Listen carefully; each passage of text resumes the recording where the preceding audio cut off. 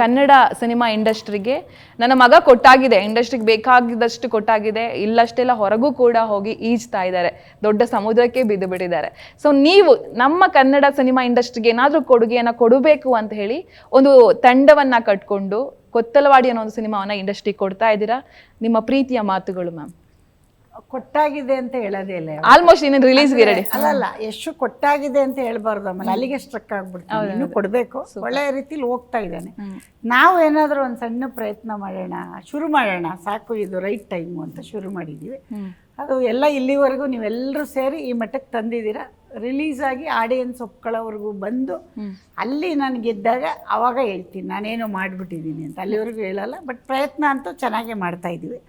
ಪ್ರತಿದಿನ ಪ್ರತಿ ನಿಮಿಷ ನಾವು ಅವತ್ತೇನು ಡೇ ಒನ್ನಲ್ಲಿ ಶುರು ಮಾಡಿದ್ವಿ ಹುಮ್ಮಸ್ಸಿಂದ, ಇವತ್ತು ಅದೇ ಹುಮ್ಮಸ್ಸಲ್ಲಿದ್ದೀವಿ. ಖಂಡಿತ ಮುಂದಕ್ಕೂ ಮುಗಿಯೋವರೆಗೂ ಮಾಡ್ತೀವಿ. ಮತ್ತು ಯಾವಾಗಲೂ ಒಳ್ಳೆ ಕೆಲಸ ಮಾಡ್ತೀವಿ ನಾವು.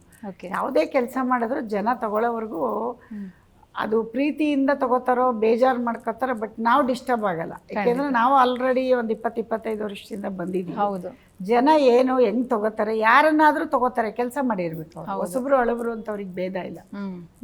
ಎಂತೆಂಥ ಸಿನಿಮಾ ಹೊಸಬ್ರದ್ದು ಕೊಟ್ಟಿದ್ದಾರೆ, ತೋರಿಸಿದ್ದಾರೆ, ಎಲ್ಲನೂ ಒಪ್ಕೊಂಡಿದ್ದಾರೆ. ನಮ್ಮ ಪೃಥ್ವಿ ಎಂಬಾರ್ ಆಲ್ರೆಡಿ ಹೀರೋ. ಮತ್ತು ನನಗೆ ಪೃಥ್ವಿ ಎಂಬಾರಿಗೆ ನನಗೆ ಆಡಿಯನ್ಸೇ ಪರಿಚಯ ಮಾಡಿದ್ದಾರೆ. ನಮ್ಮ ಡೈರೆಕ್ಟ್ರು ಫಸ್ಟು, ಆಮೇಲೆ ನನ್ನ ಫ್ರೆಂಡ್ಸ್ ಎಲ್ಲ ಹೇಳಕ್ಕೆ ಶುರುವಾದ್ರು, ಓ ಇವರ ಆಂಟಿ, ಇವರ ಅಮ್ಮ, ಇವರ ಅಕ್ಕ ಅಂತ. ಅಂದರೆ ನಾನು ಸ್ವಲ್ಪ ಹಾಸನಲ್ಲಿ ಬ್ಯುಸಿ ಇದ್ನಲ್ಲ, ಸೊ ತೋಟಕ್ಕೆ ಹೋಗಿ ಎಲ್ಲ ಬರೀ ಯೂಟ್ಯೂಬ್ ನೋಡ್ಕೊಂಡೇ ಓದ್ಕೊಳ್ತಿದ್ದು.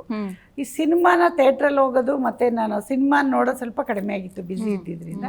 ಹಾಗಾಗಿ ದಿಯಾ ಮಾಡುವಾಗ ನಮ್ಮ ಯಶನೇ ಪೃಥ್ವಿ ಎಂಬವ್ರಿಗೆ ಅವರ ಫ್ರೆಂಡ್ ಯಾರೋ ಚೇತನ್ ಅಂತ ಕೇಳಿದ್ದೀನಿ, ನೋಡಿದ್ದೀನಿ, ಮರ್ತೋಗಿರ್ಬೋದು, ಅವ್ರದ್ದು ಮಾಡಿದ್ರಂತೆ.